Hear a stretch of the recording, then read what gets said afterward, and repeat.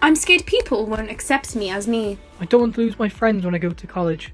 I'm frightened of having to live on my own. I can't move forward and stop caring for my dad. How will he cope?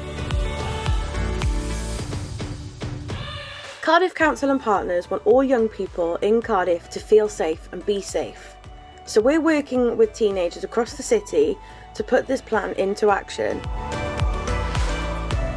It has 6 goals. This is goal 6. Young people will have positive transitions and they will receive guidance to overcome their struggles and help to adapt to change. We want services to work together so Cardiff is a city where young people can say, I'm listened to and respected. I'm not alone.